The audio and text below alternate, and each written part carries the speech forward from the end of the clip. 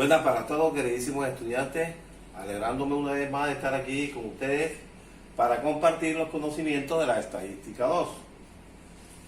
Hoy vamos a terminar la unidad número 3 con el tema de estimación. Por allá el domingo o lunes estaré actualizando las actividades de la unidad 3. Entonces vamos a explicar aquí lo que es la estimación. Se llama estimación a todas las técnicas que permiten dar un valor aproximado de un parámetro de la población a partir de los datos proporcionados por una muestra. Repito, ¿qué es la estimación? Bueno, se llama estimación a todas las técnicas que permiten dar un valor aproximado de un parámetro de la población a partir de los datos proporcionados por una muestra. Dentro de esta estimación tenemos la estimación puntual y la estimación por intervalos de confianza. La estimación puntual es más específica, aunque no está escrita aquí, yo se la voy a explicar. ¿Qué es la estimación puntual? Es cuando se usa un solo dato de la muestra, extraído de la muestra, y este dato extraído de la muestra es el que va a estimar o a representar el parámetro desconocido de la muestra. Por ejemplo, la media aritmética, ¿cierto? La media aritmética es un buen estimador de la muestra. Es un ejemplo de estimador puntual. Repito, ¿qué es el estimador puntual? Usted tiene, por ejemplo, vamos a poner aquí un ejemplo. En un salón que tiene 30 estudiantes, vamos a estimar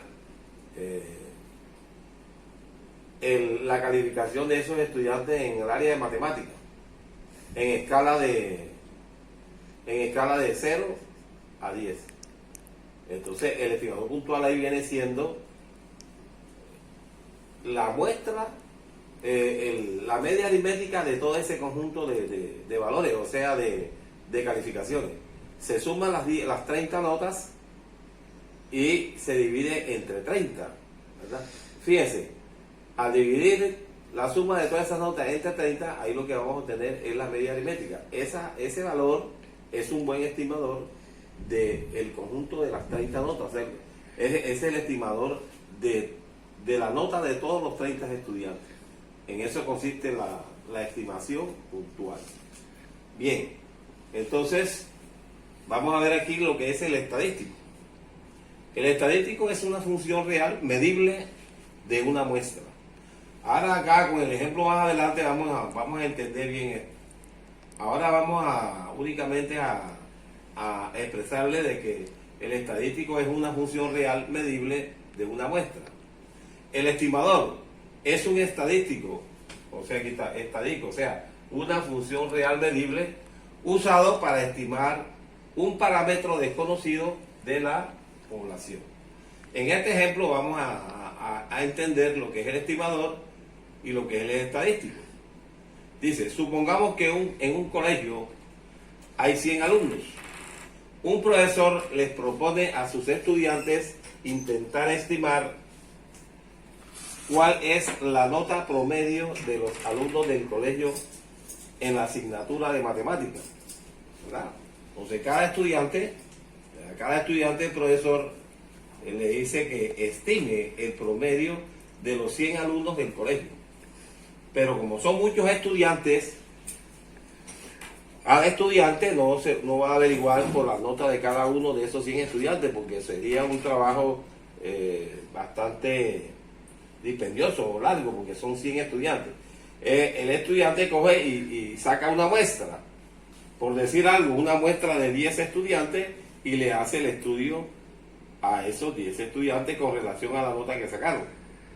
Y entonces, y las conclusiones que saque de ahí, de esos 10 estudiantes, vale para todos los 100. Bien, entonces, vamos a suponer ahora que el estadístico, por ejemplo, aquí 1, ¿verdad? Aquí hay 1, 2, 3 estadísticos correspondientes, digamos, a 3 estudiantes. Que un estudiante coge y sumó la nota del primer alumno, más la nota del segundo alumno, más la nota del tercer alumno, y así sucesivamente hasta llegar al alumno número 10. Explico, se está tomando una muestra de 10 estudiantes, porque es que son 100. Entonces, vamos a hacer el estudio primero a los 10. Y de ahí se saca una conclusión, y esa conclusión vale para los 100 estudiantes. Otro, el estadístico, otra función real medible fue un alumno más un alumno, alumno 1 más el alumno 2 menos el alumno 3. Oiga, ojo que lo estoy diciendo aquí. El alumno 1 más el alumno 2, aquí estoy sumando son las notas, ¿oyeron? Lo que pasa es que no voy a escribir las notas porque nos demoramos mucho. Cuando yo digo alumno 1, aquí estoy sumando es la nota que sacó el alumno 1 más la nota que sacó el alumno 2, y así sucesivamente hasta el alumno 10 dio 60, en escala de 0 a 10. Y la nota de un alumno más la nota de otro alumno, menos la nota del alumno 3, y así sucesivamente hasta llegar a la nota del alumno 10 dio 8. Y la otra vendría siendo el alumno 1, la nota del alumno 1 menos la nota del alumno 2, menos la nota del alumno 3, más puntos suspensivos, menos la nota del alumno número 10, nos dio menos 20, ¿verdad? Entonces, ¿cuál va a ser aquí el estimador que va a utilizar el estudiante para sacar para estimar el parámetro que representa el valor de la muestra? Entonces, el estimador es un estadístico al que se le van a exigir ciertas condiciones para que pueda calcular en forma fiable el parámetro buscado. Entonces, fíjense ustedes que el estadístico 2 no nos permite eso, ¿verdad? El estadístico 2 no nos permite hacer lo que dice aquí. Debe expresar las condiciones que pueda calcular en forma fiable el parámetro buscado. O sea que esto no nos sirve. El segundo. El tercero tampoco le va a servir. Entonces, el único estadístico que va a servir para hallar el parámetro de la población es el primer estadístico. O sea, suma todas las notas, ¿verdad? Y le da ¿cuánto? 60. Y eso tiene que dividirlo entre ¿qué? Entre 10, y eso le da 6. O sea que 6 es la nota promedio de los 10 estudiantes que él escogió para hacer el estudio. Y este 6 lo lleva a todos los 100 estudiantes. O sea que el promedio de nota de los 100 estudiantes es 6. Pero observen ustedes que estos dos estadísticos que están aquí no nos va a servir. Por eso es que aquí dice, el estimador es un estadístico al que se le van a exigir ciertas condiciones para que pueda calcular en forma fiable el parámetro buscado. Estos dos no nos van a servir. ¿Ya? Nos va a servir es el estadístico 1. O sea, el estimador es un estadístico. Pero el estadístico 2 y el estadístico 3 no nos van a servir para hallar la muestra de la población. Sí, nos va a servir es el estadístico número 1. Bien. Vamos ahora a ver las propiedades de los estimadores. Propiedades de los estimadores. Estas propiedades de los estimadores hay que estudiarlas bien, jovencitos, porque en la evaluación de la unidad no les van a aparecer ejercicios. Solamente le van a aparecer 10 preguntas, y esas preguntas están sustentadas en las propiedades de estimador, que son 5. Aquí tengo 3, entonces le voy a explicar todas 5 y le voy a hacer 2 ejercicios. Ojo, le voy a hacer 2 ejercicios de la evaluación de la unidad, y a usted le quedan los otros 8. O sea que ya ustedes van sobre 1, ¿verdad? Cada punto vale 0,5. Y como yo le voy a hacer 2, ya tienen un punto ganado ahí. Los otros 8, usted tiene que responderlo de acuerdo a las propiedades de los estimadores. Bien, entonces, ¿cómo deben ser los estimadores? ¿Cómo deben ser los estimadores? Bueno, un estimador debe ser eficiente, el estimador debe ser insesgado. Este es el primero. Esta es la primera prioridad. El estimador debe ser insesgado, o sea que no tenga sesgos. Es decir, cuando su esperanza matemática o valor esperado es igual al parámetro que se desea estimar. Esto de valor esperado ya lo vimos cuando vimos la distribución de probabilidad, y ese valor esperado debe ser igual al parámetro que se desea estimar. Eficiencia. Decimos que un estimador es más eficiente que otro cuando la varianza del primer es menor que la varianza del segundo. Aquí le explico lo siguiente. Ustedes recuerdan que en estadística uno ve varianza y ve desviación típica. La varianza es la raíz cuadrada, desde el punto de vista matemático, es la raíz cuadrada, ¿cómo es el estimador, el estadístico, la desviación típica es la raíz cuadrada de la varianza. ¿Y qué nos dice la varianza, por ejemplo, de un conjunto de datos cuando la varianza es muy grandecita? Cuando la varianza es muy grandecita, no muy grande, no, ahí más o menos, nos dice que cuando es muy grande nos está diciendo que los elementos de la población están muy dispersos, ¿verdad? Por ejemplo, cuando se hace una evaluación en grado, por ejemplo, décimo, hay 25 estudiantes, y entonces la varianza me dio, por ejemplo, 2.4. 2.4 se considera muy grandecita.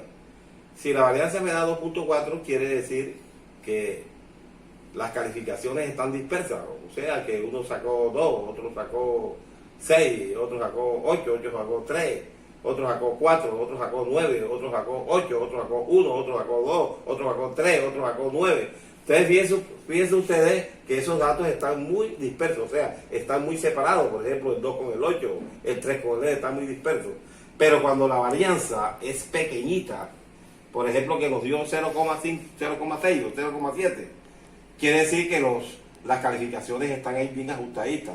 Por ejemplo, si sacaron, por ejemplo, 4.20, entonces el otro está en 4.1, el otro está en 4.2, el otro está en 4, el otro está en 3.90, el otro está en 3.80, otra vez 4, otra vez 4.1. Fíjense ustedes que las calificaciones no están tan dispersas, están ahí. Eso es lo que nos quiere decir que la varianza sea pequeñita. Y cuando es muy grande, quiere decir que los elementos de la población están muy dispersos.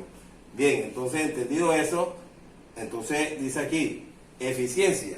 Decimos que un estimador es más eficiente que otro cuando la varianza del primero es menor que la varianza del segundo.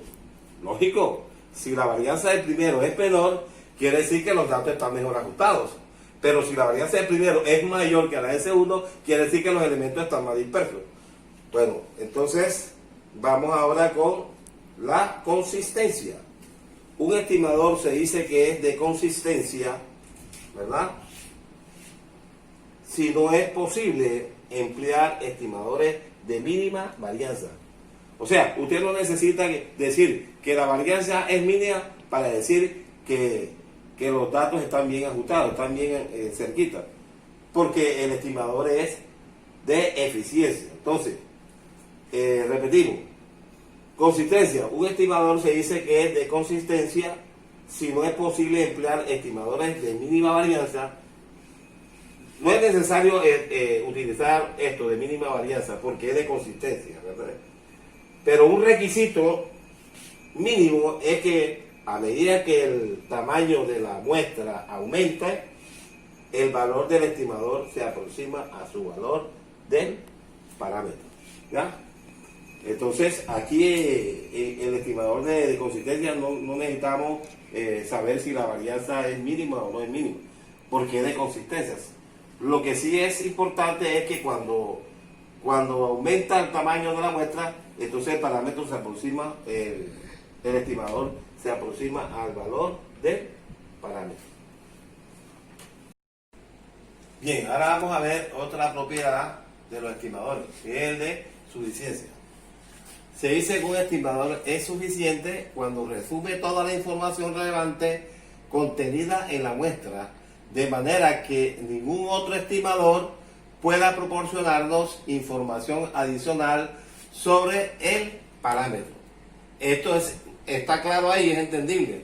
¿Por qué un estimador es suficiente? No necesita de otro estimador porque el estimador suficiente recoge toda la información del parámetro y no puede existir otra información adicional. Ejemplo, el estimador suficiente de la media poblacional es la media muestral. O sea, a usted le pregunta, ¿cuál es el estimador suficiente de la muestra poblacional? Usted contesta, la media muestral. Y eso está bien, ¿por qué?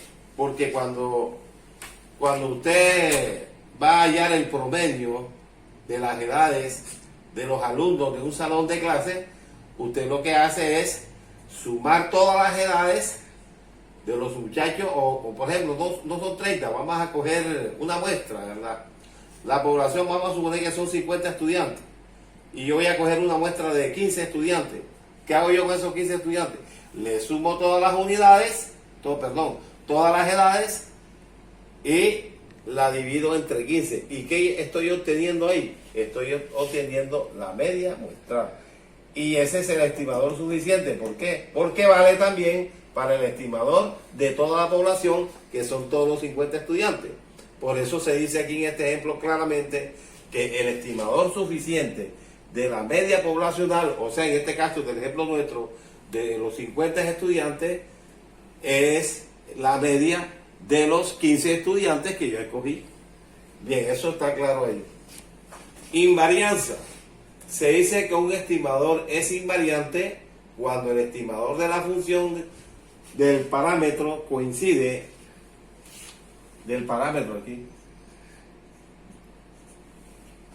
cuando el estimador de la función del parámetro coincide con la función del estimador del parámetro. Vamos a ver un ejemplo para que se entienda esta teoría. Si para estimar la varianza poblacional, o sea, el poblacional, o sea, la población mayor, para estimar la varianza de la población, estimamos la varianza muestral. O sea, que usted para estimar la varianza poblacional, mejor estima la varianza de la muestra, porque usted no va a coger la varianza poblacional que es mucho más grande.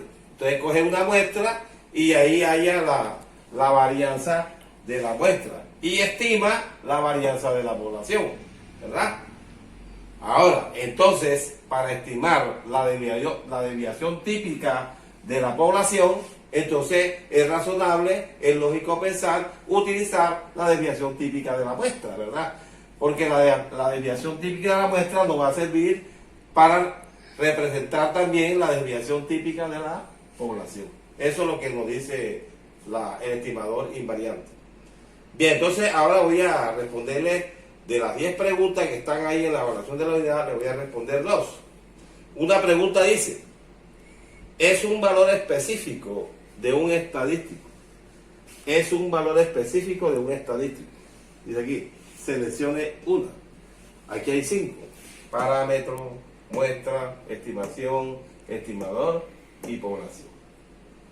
Las que podemos descartar, población, muestra, el estimador, porque el estimador recuerden que es un estadístico, y el valor específico de un estadístico. Cuando usted va a hallar el valor específico de un estadístico, usted lo que va a hacer es aplicar un procedimiento, una técnica para poder hallar ese valor.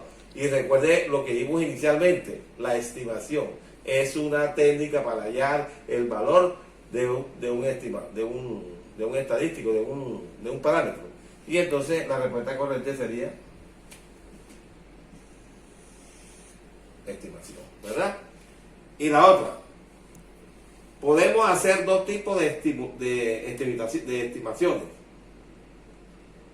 concernientes a una población. Bueno, yo le expliqué primero Cuando estábamos en la estimación, le dije que había estimación puntual. Al comienzo le dije, había un ejemplo de estimación, estimación puntual, y la otra no se la dije. La otra es estimación por intervalo, que esa la vamos a ver en la unidad 4, por eso no se las expresé. Y por eso escogí esa pregunta, ¿no? Entonces la respuesta correcta son estimación puntual y estimación por intervalo. Esta es la respuesta correcta. Ahí van a encontrar otras opciones que no corresponden a. Entonces la respuesta correcta es estimación puntual y estimación por intervalo. Bueno, jóvenes, yo creo, a ver, un estudiante que no saque buena nota ahí, perdone la expresión, está fregado. ¿Por qué tiene que hacer un estudiante para sacar una buena nota ahí? Estudiar las características, las propiedades de los estimadores. Ahí están intrínsecas, o sea, están incluidas, están insertas ahí en las preguntas. Entonces, cuando usted estudia bien esas propiedades, usted cuando vea la pregunta, enseguida, epa, esto es esto, es esta, es muy fácil. Bueno, jóvenes, les deseo una feliz Navidad y un próspero año nuevo, y que vengan allá en el mes de febrero, vengan con toda la mejor voluntad para seguir en este proceso y que todos terminemos esto de una manera feliz y sin problemas. Bueno, que estén bien y nos vemos en la próxima.